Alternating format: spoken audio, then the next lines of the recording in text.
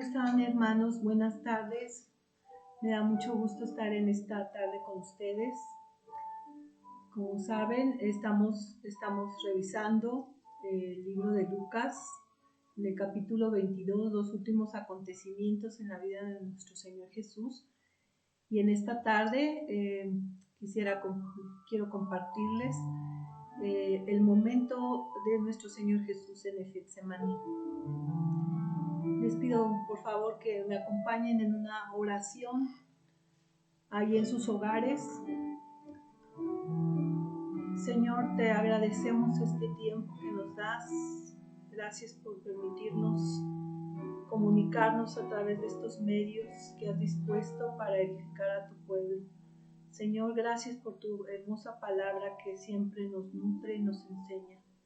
Permíteme ser un instrumento útil en tus manos.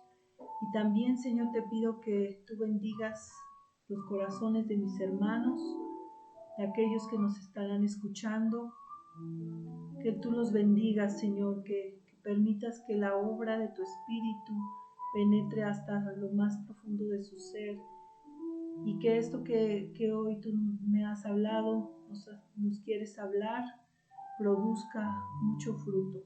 Gracias te doy en el nombre de Cristo Jesús. Amén. Pues hermanos, como les decía, estamos revisando los últimos días, en específico estamos hablando desde el día jueves, que ya nos han hablado, nuestra hermana Silvia nos estuvo hablando de la última cena y nuestro hermano Carlos en ese mismo momento también, en el momento de la negación o la traición de Pedro. Y en esta tarde yo quiero hablar acerca del Getsemaní, como les había comentado, y he titulado a este mensaje el Getsemaní, un lugar de victoria, porque yo creo firmemente que Dios aquí nos está revelando la victoria de Jesús en ese huerto. Y bueno, el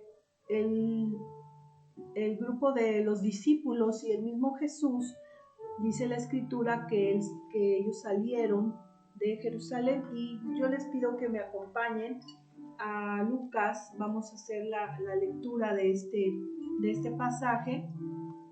Si me acompañan solamente unos minutos más, espero que usted esté con su Biblia muy atento a lo que el Señor, y vaya siguiendo las lecturas que debemos de estar realizando, porque pues eso también nos trae mayor aprovechamiento del mensaje.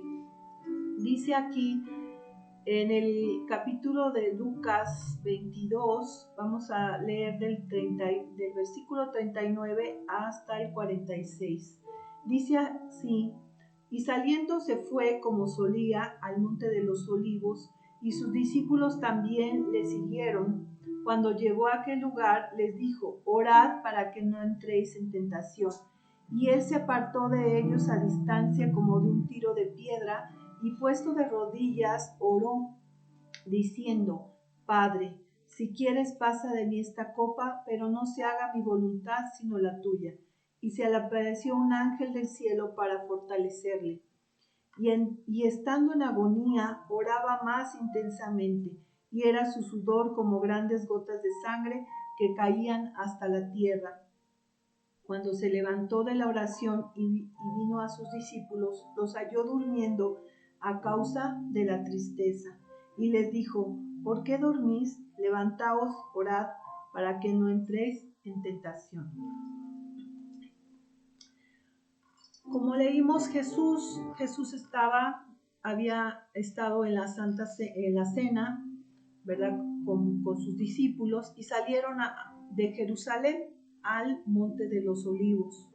Este monte de los olivos estaba más o menos a menos de 1 kilómetro de distancia, y fueron precisamente a un huerto del Getsemaní, que así se le llama. Este huerto estaba en la ladera del monte de los olivos.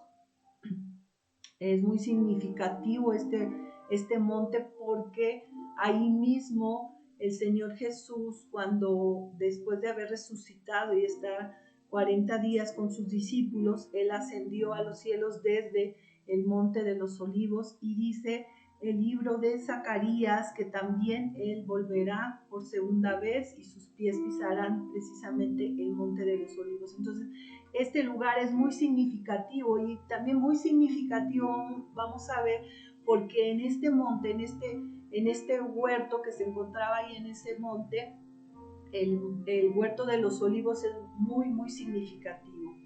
Y entonces vemos que Getsemaní significa prensa de olivo, prensa de aceite, y vamos a ver que el olivo es un árbol de las aceitunas y se daba mucho en la tierra de Palestina. Es un árbol que es muy conocido y es muy fructífero en esas tierras. Y este huerto de los olivos, bueno, en sí el árbol de los olivos, se extraía el aceite de las aceitunas, y era un aceite que ayudaba mucho para diferentes actividades. Para lograr este aceite pasaba por dos procesos que me gustaría comentar brevemente.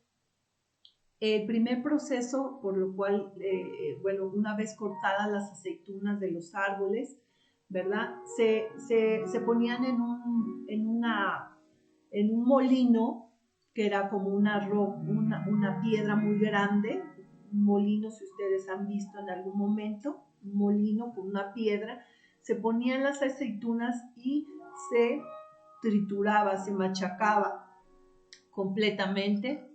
Y ese era el primer proceso. En el segundo proceso, esas mismas aceitunas que habían sido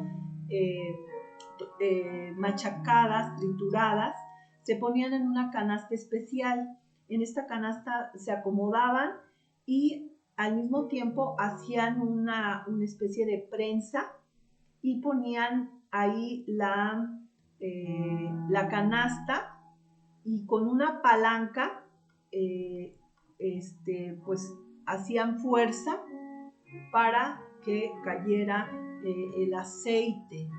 Entonces, esta acción se hacía 3 veces, se prensaba 3 veces el fruto. El primer aceite que caía era la primicia, y como ustedes saben, la primicia se llevaba al templo, era dedicada para Dios, era lo mejor del fruto era puesto para Dios. La segunda extracción, ¿verdad? Se volvía a prensar ese mismo aceitunas, se prensaba, y en esa segunda ocasión el aceite que caía, eso lo utilizaban para su alimentación, lo usaban también como sanador, ¿verdad? Me supongo que era considerado para, no sé, alguna llaga, las cortadas, no sé. El aceite siempre ha sido, y sobre todo de las aceitunas, es un nutriente muy bueno para la piel, ¿verdad? Y pues en este caso se utilizaba para algunas enfermedades. También se utilizaba este aceite, se utilizaba para ungir los cuerpos. Recordarán ustedes que, por ejemplo, el rey David fue ungido con aceite. Era un aceite también que era este mismo aceite que se sacaba del fruto del olivo.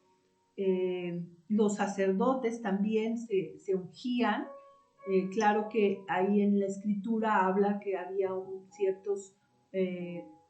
ciertas otras especies que se requería para ese aceite, pero también se utilizaba este tipo de aceite. Entonces, el aceite de esa segunda vez también era muy utilizado.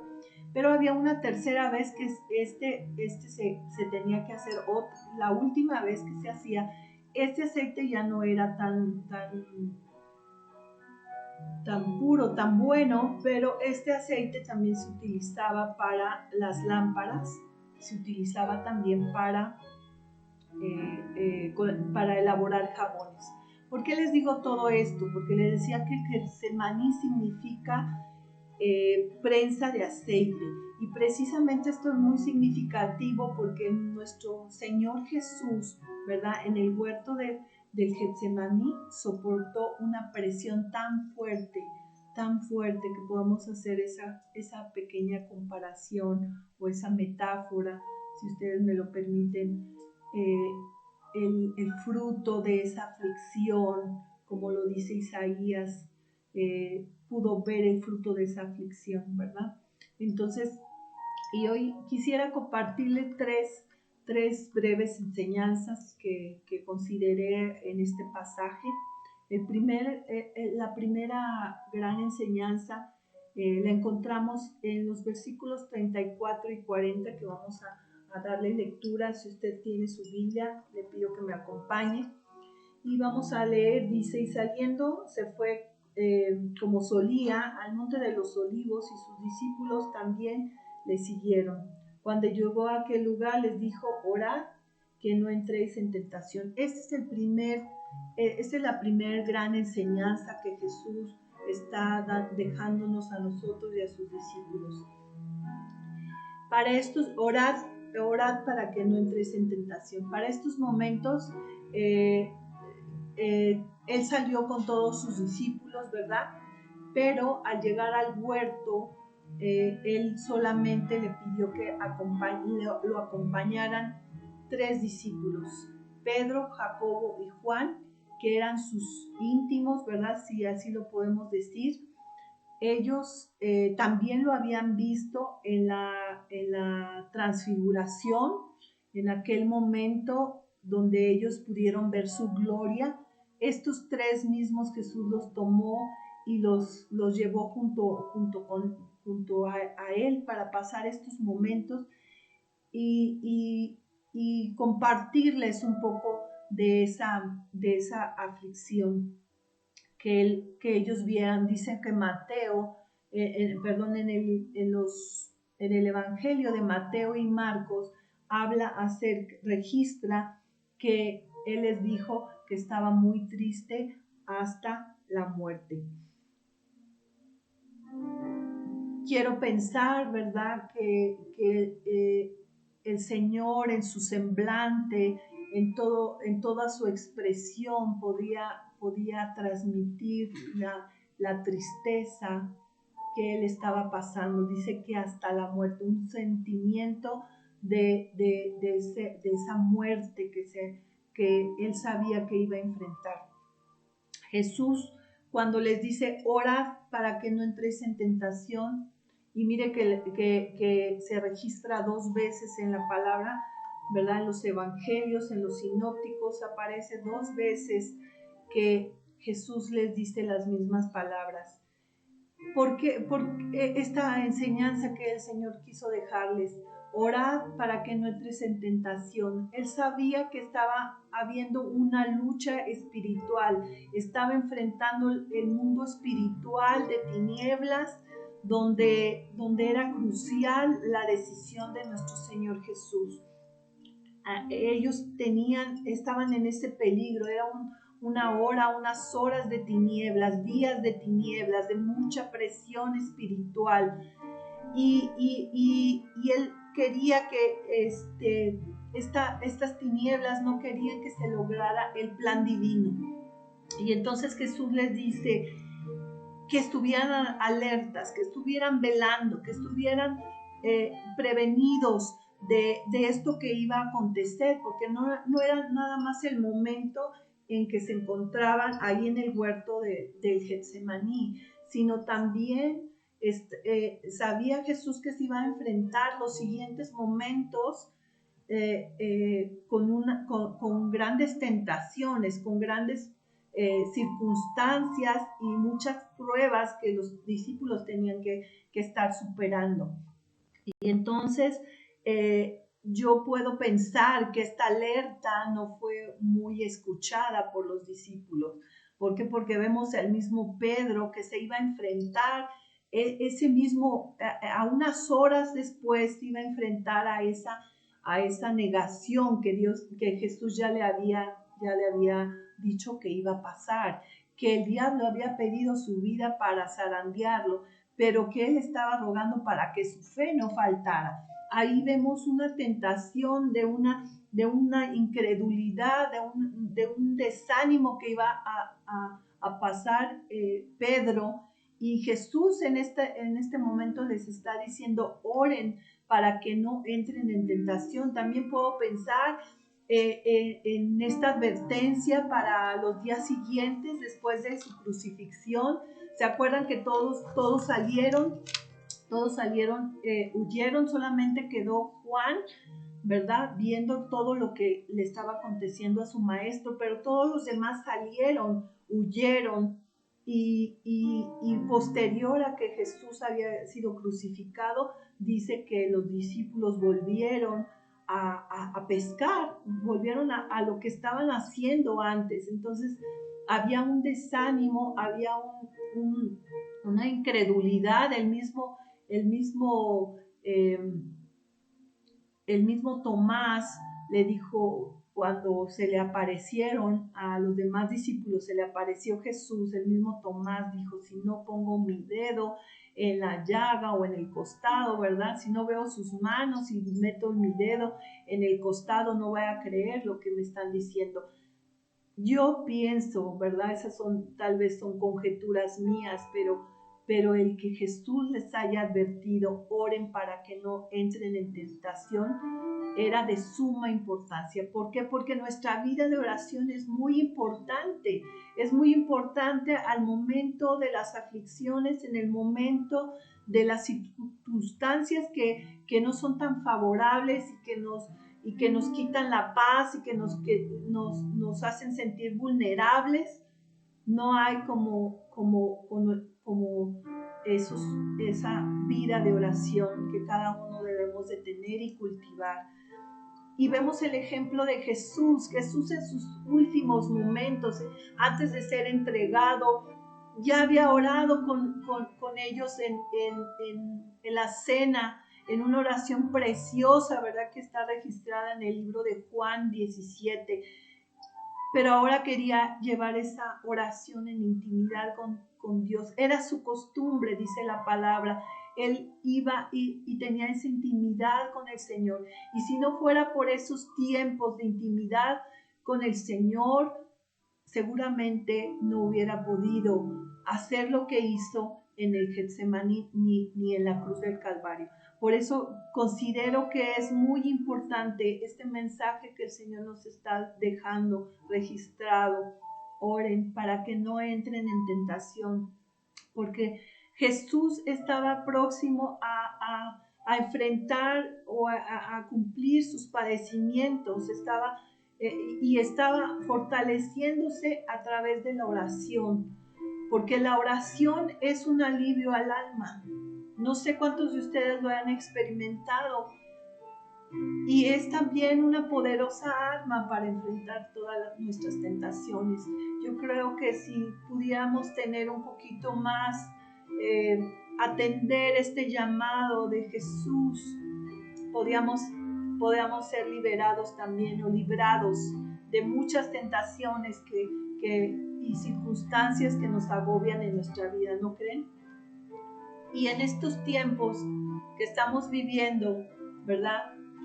Donde no debe faltar nuestra fe, nuestro refugio debe ser siempre ir a los pies del Señor en oración. Hay muchas cosas que hoy pueden turbar tu vida, pueden turbar tu mente, tu corazón, y la oración es ese alivio a nuestra alma, es el que nos trae el descanso. Dice la palabra también que en los postreros tiempos, en los tiempos finales, dice que el amor de muchos se enfriaría. Y yo creo firmemente que podemos estar firmes cuando podemos fortalecernos en esa oración como Jesús mismo lo hizo, y lo vamos a ver más adelante. Cuando tú profundizas en esa relación íntima con el Señor, sabes que puedes enfrentar las tentaciones, las pruebas, los peligros que puedan venir hacia tu vida. Amén. La segunda enseñanza que quiero dejarles, hermanos, está en el pasaje que estamos leyendo, pero vamos a tomar los versículos 41 y 42. Si ustedes gustan acompañarme con su Biblia, dice, diciendo: Padre, si quieres, pasa de mí esta copa, pero no se haga mi voluntad, sino la tuya. Perdón, el versículo 41 dice: y él se apartó de ellos a distancia como de un tiro de piedra, y puesto de rodillas, oró diciendo: Padre, si quieres, pasa de mí esta copa, pero no se haga mi voluntad, sino la tuya. Los discípulos, que decía que estaba Pedro, Jacobo y Juan, sus íntimos, estaban, dice la escritura, que a tiro de piedra. Un tiro de piedra más o menos estaba entre unos 40, 50 pasos, algunos registran unos 50 metros. No estaban tan cerca, pero tampoco estaban tan lejos. Y seguramente yo quiero pensar en esa escena donde Jesús está y los discípulos pueden observarlo, pueden ver lo que está pasando, lo que está viendo. Tal vez no lo escucharon, ¿verdad? Pero estaban viendo lo que estaba ocurriendo con su maestro. Jesús les había comunicado su sentir y estaban viendo el clamor y las lágrimas de su maestro. En otra ocasión, ellos siempre lo vieron en otras circunstancias, sanando, haciendo milagros, compartiendo el pan, haciendo milagros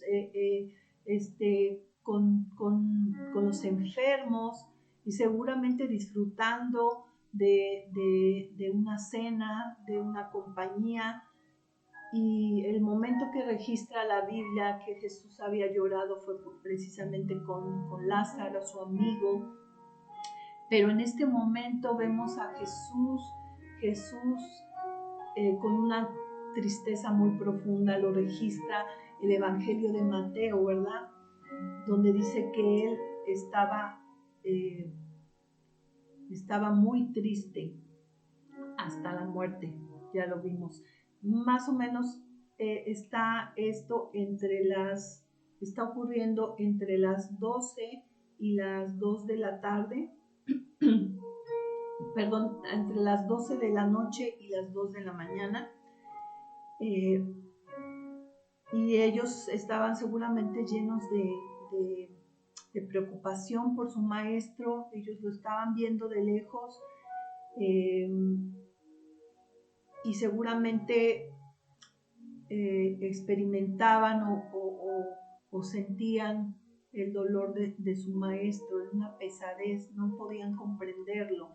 Es como cuando nosotros recibimos tal vez una noticia desagradable de algún enfermo, de algún amigo nuestro, algún pariente nuestro que está gravemente enfermo y que lo han desahuciado.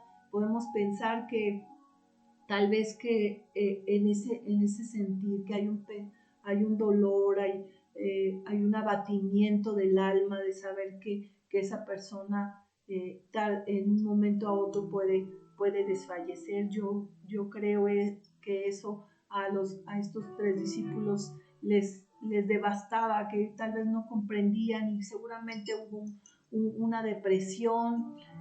¿Por qué lo digo? Porque registra ahí el libro de Lucas que ellos se durmieron por causa de la tristeza. Diferente a los otros sinópticos, Mateo y Marcos, pero aquí Lucas registra que ellos se habían quedado dormidos por la tristeza. No sé cuántos han pasado una tristeza profunda en sus vidas, que les produce en cierto modo como un tipo de depresión, ¿verdad? Y muchas veces esta depresión nos lleva a dormir. Hay veces que el cuerpo se abate y también no hay tanto ánimo para enfrentar tal vez la realidad. Y entonces ellos prefirieron dormir y ahí estaba Jesús solo en el huerto del Getsemaní. Sus amigos, sus íntimos, no contaba con ellos.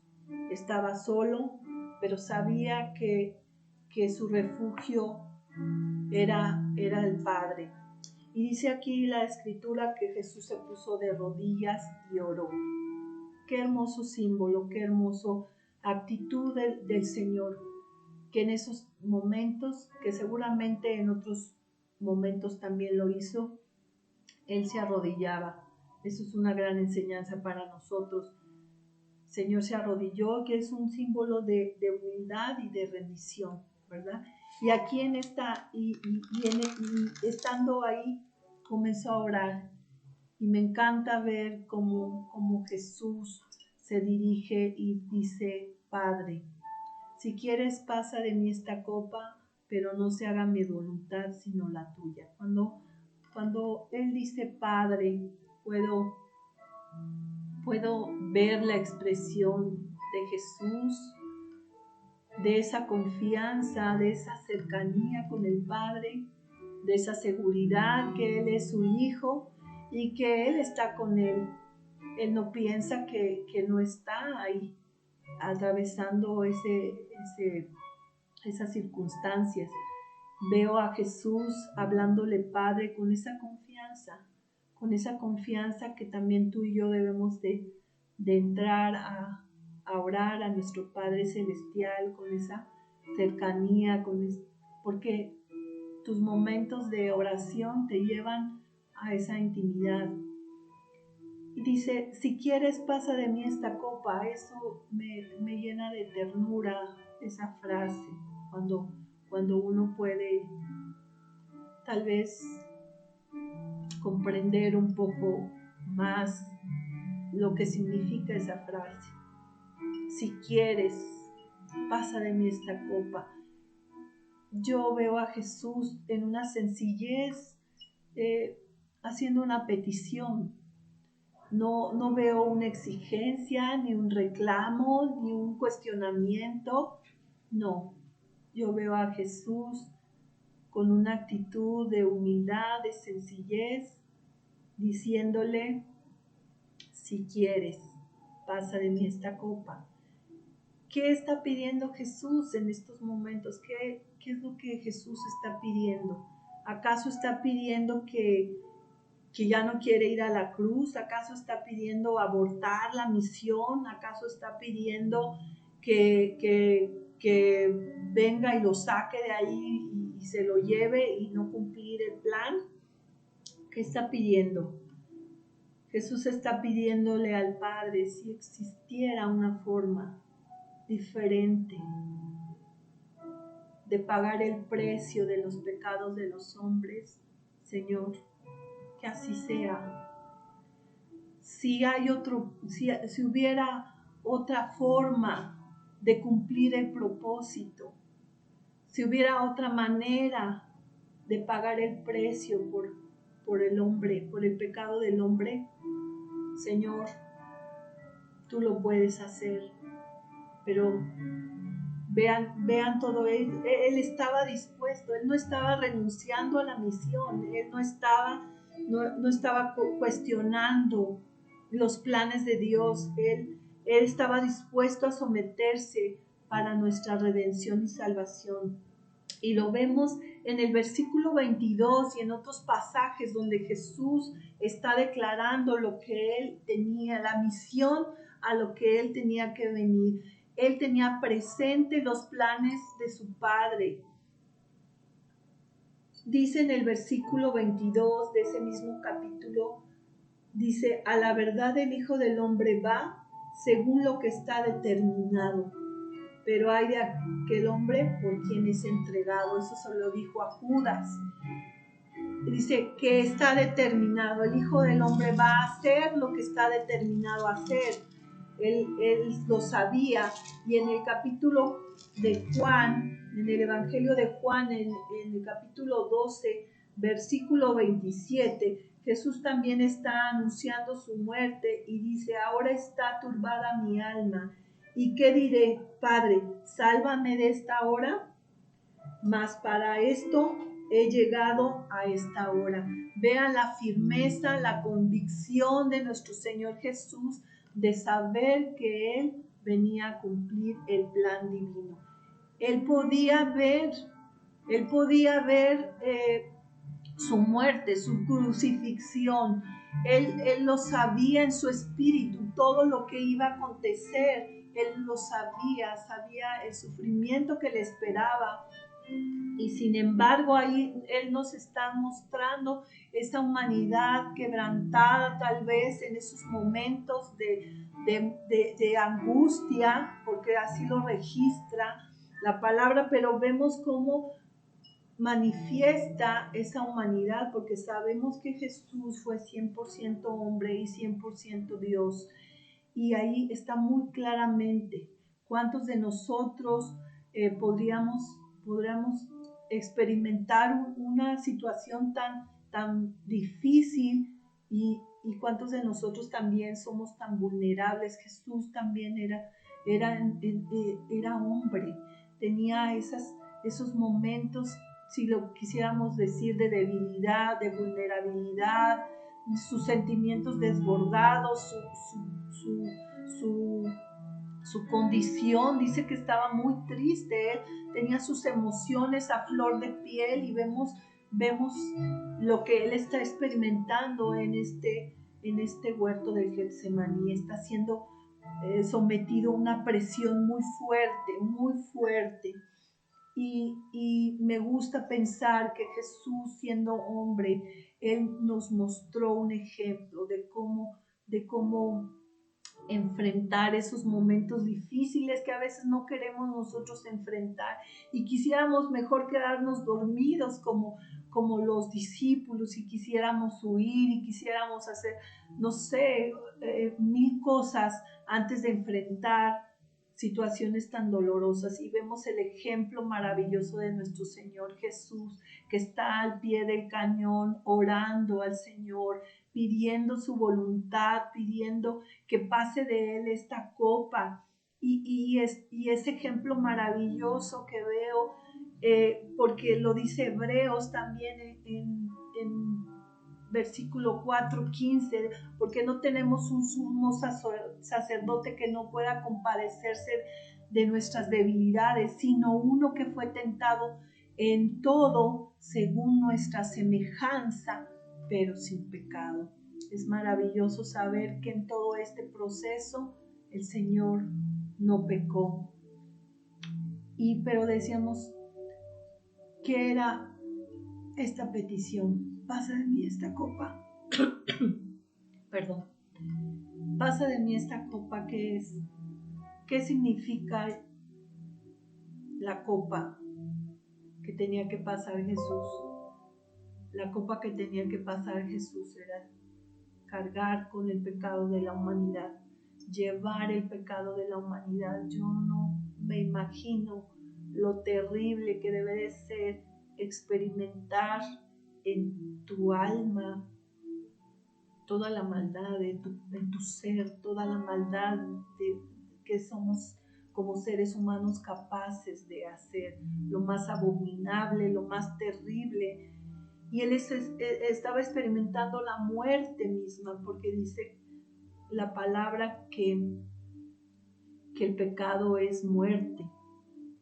Y eso estaba experimentando nuestro Señor Jesús. Era una copa muy amarga, era un trago muy amargo el que estaba experimentando nuestro Señor. Y no sé si tú te puedes imaginar ese momento de una lucha espiritual. Todo el mundo espiritual estaba ahí esperando la decisión de Jesús. Estaba pendiente, ¿verdad? De la salvación del mundo. ¿Se iba a lograr o no se iba a lograr? Porque Jesús podía haber dicho que no, podía haber dicho, no quiero esta copa. es demasiado. Él era hombre también y él podía haber en un momento dado decir no, basta, no quiero esto, no lo quiero hacer, pero vean lo maravilloso de nuestro Señor, maravilloso, maravilloso, donde dice, pero no se haga mi voluntad, sino la tuya. Qué palabras tan fuertes, qué palabras a veces tan difíciles, porque yo creo que tú y yo hemos experimentado que a veces la voluntad del Padre no es tan agradable, por así decirlo. No es tan lo que quisiéramos escuchar. La voluntad del Padre a veces es difícil, pero Jesús aquí está diciendo, no se haga mi voluntad, sino la tuya.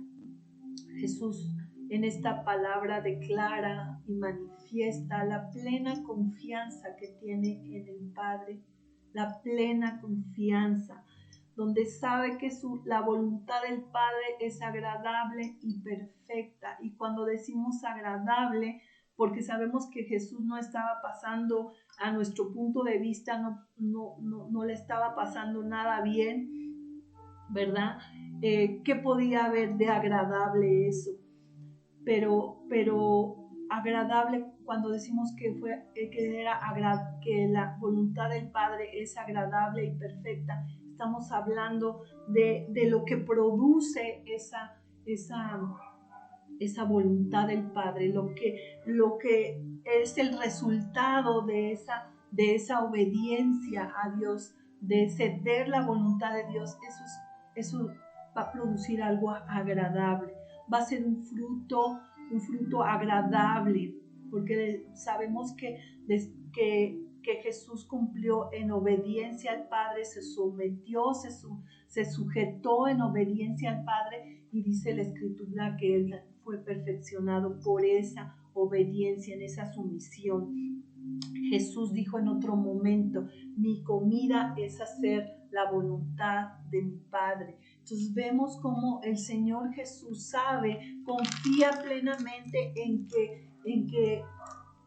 que Dios, su voluntad es agradable y perfecta. Jesús oró en fe al obedecer la voluntad del Padre por su completa sumisión. Y lo vemos en Hebreos. Yo quiero que me acompañe al libro de Hebreos, en el capítulo 5 al 7. Vamos a leerle, o si usted gusta escucharme. Dice, y Cristo en los días de su carne, ofreciendo ruegos y súplicas con gran clamor y lágrimas al que le podía librar de la muerte, fue oído a causa de su temor reverente. Y aunque era hijo, por lo que padeció aprendió la obediencia. Y habiendo sido perfeccionado, vino a ser autor de eterna salvación para todos los que le obedecen. Aleluya. ¿Cuántas veces nosotros desconfiamos, hermanos, de los planes que Él tiene para nuestras vidas? Y andamos buscando nuestros propios planes, cumpliendo nuestros propios deseos, buscando nuestros propios caminos, nuestras formas de solucionar la vida, las cosas que enfrentamos, y no nos sometemos a la voluntad del Padre. Rendir la voluntad a Dios no es nada fácil. Yo creo que cada uno lo hemos experimentado, pero nosotros debemos aprender que los planes de Dios son más altos que los nuestros. Debemos aprender también que Dios tiene nuestras vidas en sus manos y que Él desea lo mejor y que sus planes son perfectos. Podemos reconocer o debemos reconocer que su perfecta sabiduría nos puede guiar. Podemos aprender a aceptar lo que no podemos entender en su momento y tener la seguridad del amor de Dios. Él tiene mejores ideas que nosotros, hermanos. Rendir la voluntad a Dios es difícil, pero Jesús nos dio un ejemplo maravilloso, que es mejor seguir la voluntad del Padre, aunque no lo entendamos, aunque no lo comprendamos en su momento. Pero esa es la confianza que debemos de tener en Él. Siempre, en cada situación que enfrentemos, confiemos en su perfecta voluntad. Amén. Y porque, ¿sabe qué, hermano? Dios nos proporciona a cada uno el peso que podemos cargar o podemos llevar conforme a sus propósitos. Dice 1 Corintios 10:13 que Dios no nos dejará ser tentados más allá de lo que podemos resistir, sino que dará también juntamente con la tentación la salida para que podamos resistir. Amén. Esta es la confianza que debemos de tener, reposar y dejar nuestra voluntad. Nuestra voluntad es difícil dejarla, pero tenemos que aprender a confiar en Él plenamente. Amén. Quiero dejarles la tercera enseñanza que veo aquí y les acompaño que me ayuden leyendo en Lucas los versículos 43 y 44 para finalizar con esta última enseñanza. Dice, perdóneme, estoy mal. Dice aquí 43 y 44, y se le apareció un ángel del cielo para fortalecerle, y estando en agonía oraba más intensamente, y era su sudor como grandes gotas de sangre que caían hasta la tierra.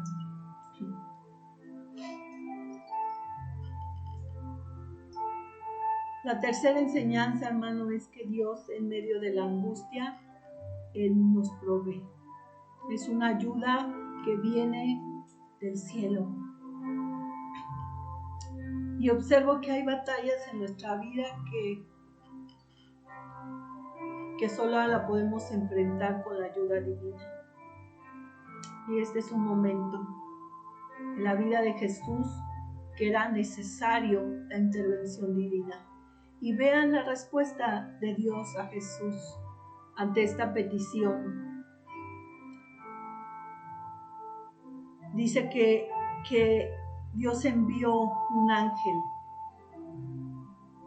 que descendió un ángel del cielo para fortalecerle, para ministrarle.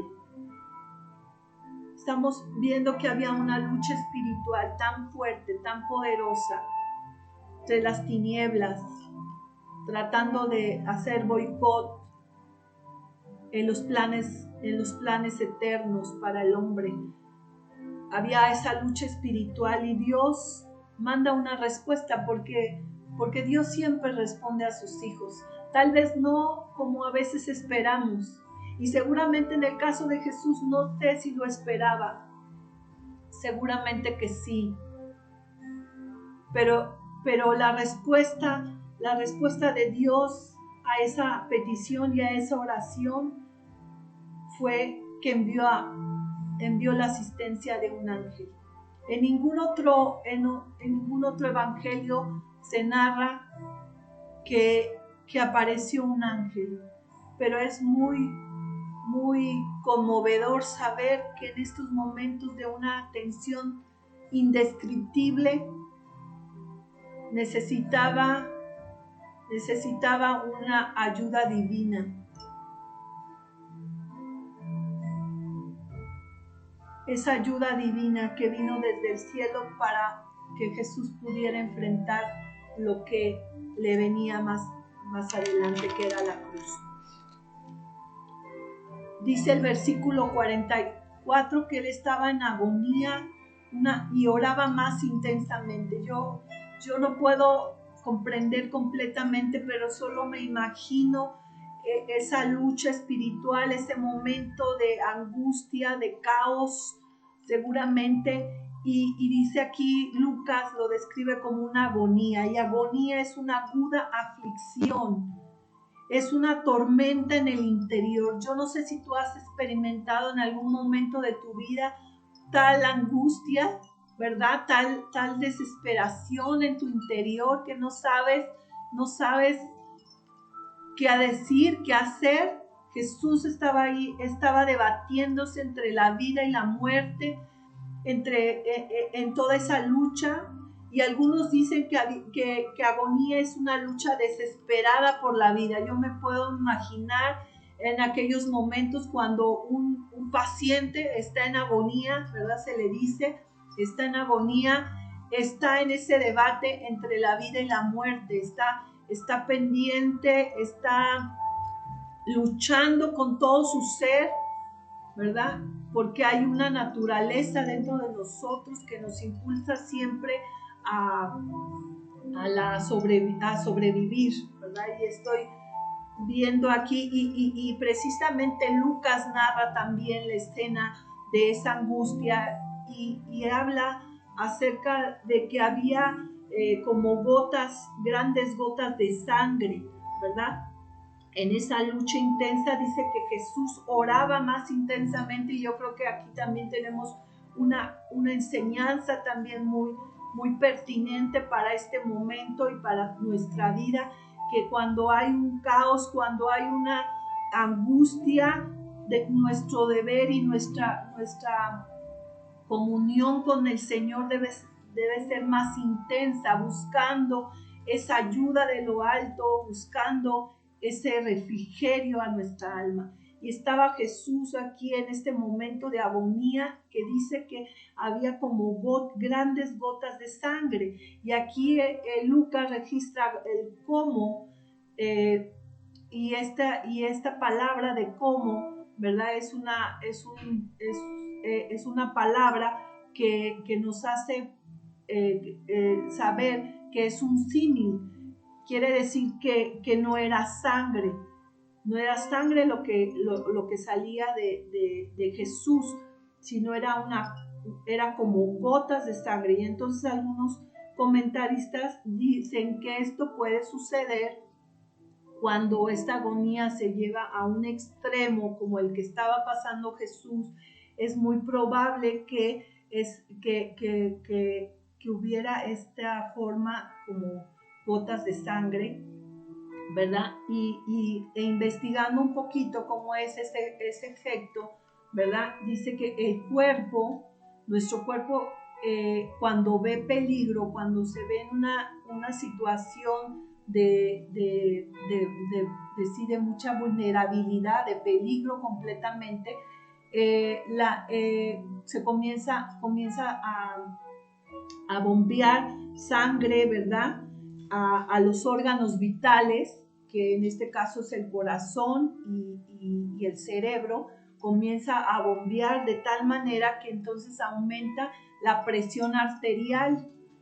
Y esta presión arterial, por ese bombeo de ese peligro que se siente, ¿verdad? Activa en el organismo una descarga vasodilatadora para provocar que baje la presión, que disminuya esa presión arterial, y entonces esto provoca una gran sudoración para que eso pueda disminuir, y entonces esa sangre que estaba en otros órganos, muchas de ellas se puede ir a unas glándulas que se llaman sudoríparas, y pueden llegar a salir al exterior en forma de sudor. Esto fue lo que estaba pasando Jesús en esa angustia y en esa situación.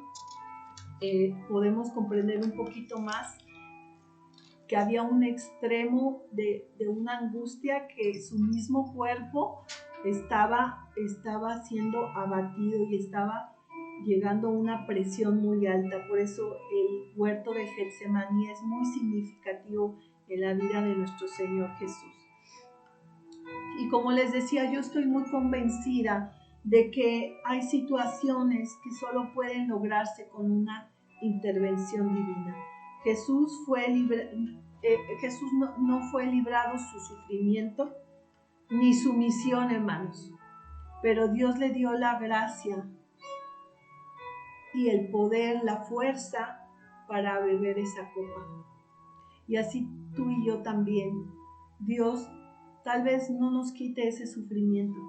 Tengamos que padecer, tenemos que estar en cuarentena, tengamos a lo mejor algunos enfermar, no lo sé, o en algunas situaciones que estás enfrentando un sufrimiento, la pérdida de algún ser amado, alguna situación fuerte en tu casa, no lo sé, la situación en el mundo, pero Dios no le quitó el sufrimiento a Jesús, ni nos lo va a quitar a nosotros, pero nos va a dar la capacidad para enfrentar ese sufrimiento, esa agonía. Nos va a dar esa gracia para poder beber la copa. Y en Jesús lo vemos. Y cuando vemos que Él fue fortalecido y fue consolado para soportar lo que venía, para soportar ese momento. Pero me gusta lo que dice Hebreos, que dice que no fue por una resignación, sino fue en un gozo. Y yo te invito a que me acompañes al libro de Hebreos, en este versículo de Hebreos capítulo 12, vamos a ver en el versículo 2 al 4, cómo Jesús pasó estos momentos.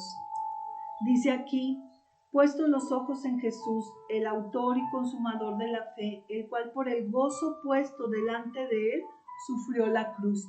Nuestro Jesús no fue quebrantado, tal vez fue quebrantado en su físico, pero él estaba en victoria completamente. Dice que puso delante de él su gozo, puso gozo de saber que un día habríamos de creer en Él y que haber creído en Él nos iba a traer la salvación a nuestras vidas. Y eso le producía mucho gozo a nuestro Señor. Dice: el cual por el gozo puesto delante de Él sufrió la cruz, menospreciando el oprobio, y se sentó a la diestra del trono de Dios. Dice aquí esta carta de Hebreos: considerad aquel que sufrió tal contradicción de pecados contra sí mismo, para que vuestro ánimo no se canse hasta desmayar, porque aún no habéis resistido hasta la sangre, combatiendo contra el pecado. Mis amados hermanos, el Señor nos insta, nos da ejemplo de que aún en esas circunstancias podemos tener el gozo del Señor. El gozo del Señor. Y Él dice aquí, considerad al que sufrió todo esto para nuestro ánimo. Si Él lo logró, hermanos, Dios nos va a dar y nos da la capacidad para lograr, para enfrentar toda situación que venga. Amén. Porque Él salió en victoria.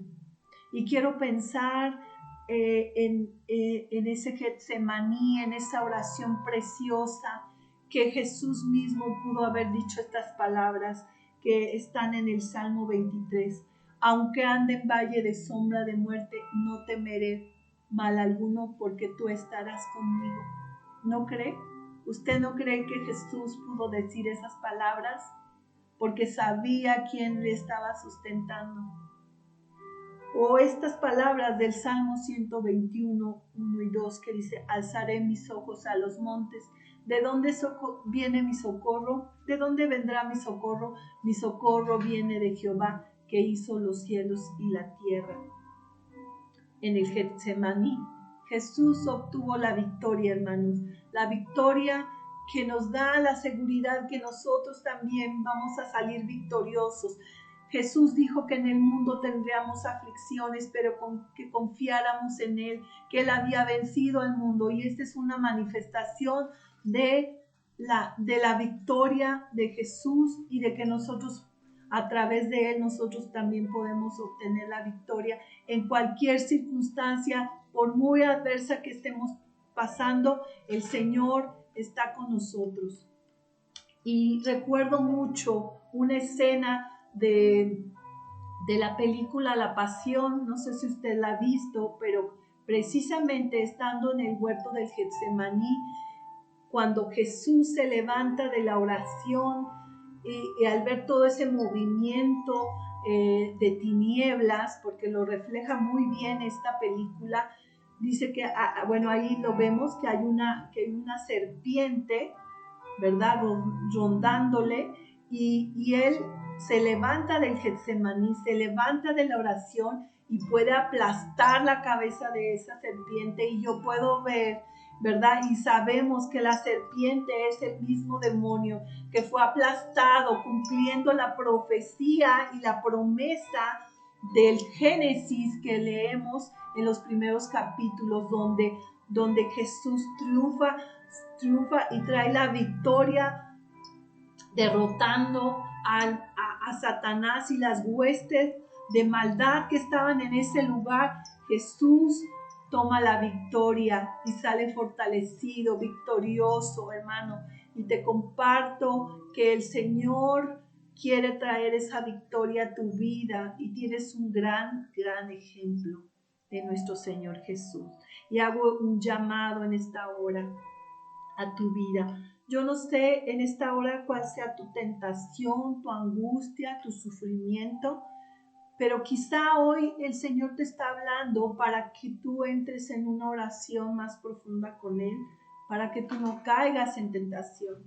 O tal vez quiere que tú dejes que Él obre su perfecta voluntad en tu vida, en esas situaciones, en algún asunto, en alguna necesidad. O quizá también necesites una intervención divina para realizar sus propósitos. Esa asistencia del Espíritu Santo a tu vida para que te dé valor, fuerza.